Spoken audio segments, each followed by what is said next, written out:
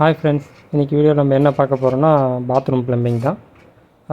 First பார்த்தீங்கன்னா நம்ம பாத்ரூமுடைய நீள அகலத்தை ஃபஸ்ட்டே அளந்துக்கணும் பார்த்தீங்கன்னா பாதி அளவு வந்து பேஷனுக்கும் பாதி அளவு வந்து பாத்ரூமுக்கும் நம்ம பிரித்து வைக்கணும். ஸோ அதுக்கு பார்த்திங்கன்னா தரையில் வந்து இது வந்து மொட்டை மாடியில் போடுற பைப்பு. ஸோ அதனால் வந்து பார்த்திங்கன்னா நான் ஒரு 6 இன்ச்சு அளவுக்கு பைப்பு தரை வந்து ஹைட்டு ஏறும். ஏன்னா கீழே ஒரு நம்ம 4 இன்ச் பைப் கம்பல்சரி போடுவோம். ஸோ அது நம்ம 2 இன்ச்சு கலவை ஏற்றி டைல்ஸ் ஓட்டினா கூட 6 to 7 இன்ச் அளவு ஹைட் ஏறும். ஸோ நம்ம அதை வந்து ஃபஸ்ட்டே நம்ம லெஸ் பண்ணிவிட்டு அதுக்கப்புறம் பார்த்திங்கன்னா நம்ம அதிலேருந்து ஒரு 50 இன்ச் மார்க் பண்ணி தான் நம்ம பைப் லைனுடைய போட ஆரம்பிக்குவோம். அதிலேருந்து தான் நம்ம டேப் பாயிண்ட்டோ எல்லாமே எடுப்போம்.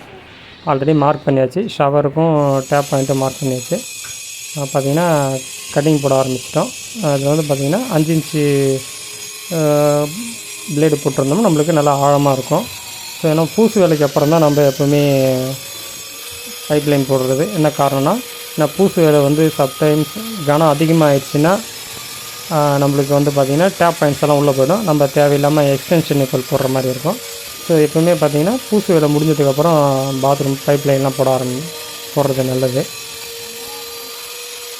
எப்பவுமே பார்த்திங்கன்னா கண்ணாடியும் மாஸ்க்கும் போட்டிருக்கணும். ஸோ நான் வீடியோ எடுக்கிறதுனால மாஸ்க்கும் கண்ணாடியும் போடுவேன். மற்றபடி எப்போவுமே நான் கண்ணாடி மாஸ்க்கு போட்டு தான் வேலை செய்வேன்.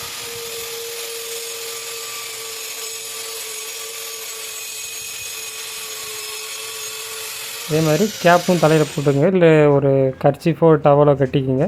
ஏன்னா அதனால் அப்படி இருந்தால் தான் நம்மளுக்கு தலை முடியெல்லாம் வந்து டஸ்ட்டு படாமல் நல்லாயிருக்கும். இல்லைனா சீக்கிரமாக முடி கொட்டுற அந்த பிரச்சனைலாம் வர வாய்ப்பு இருக்குது. கட் பண்ணி முடித்தாச்சு. நெக்ஸ்ட்டு பார்த்திங்கன்னா உடைக்கணும். இது மொட்டை மாடின்றதுனால நம்ம ஹைட்டு கம்மியாக இருக்கிற இந்தியன் பேஷன் வாங்கியிருக்கோம். ஏன்னா பார்த்திங்கன்னா ஹைட் அதிகமாக இருக்கிறது வாங்கினா நம்மளுக்கு இன்னும் பேஷனோடைய வைக்கிற இடம் ரொம்ப ஹைட்டாக போயிடும். அதுக்கு பதிலாக நம்ம ஹைட்டு கம்மி இருக்கிற பேஷன் கேட்டு வாங்கியிருக்கோம்.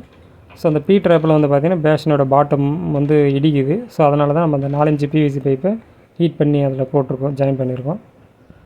உடச்சி பைப் லைன்லாம் போட்டாச்சு. நம்ம கோல்டு வாட்டருக்கு மட்டும்தான் ஷவர் லைன் கொடுத்துருக்கோம்.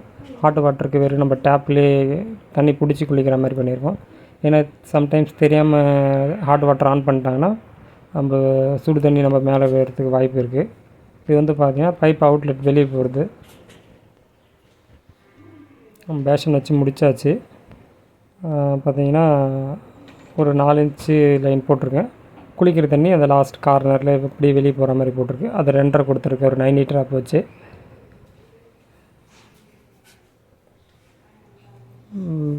பார்க்வேர் அப்படின்ற பிராண்டு தான் இந்தியன் பேஷன் வாங்கியிருக்கு. பார்த்திங்கன்னா கீழே வந்து சிமெண்ட் கெசி வச்சு நல்லா துணி வச்சு சுற்றி இருக்கும். ஸோ அதனால் வந்து நம்ம தண்ணி லீக்கேஜ் ஆகாது ஃப்யூச்சர்லேயும்.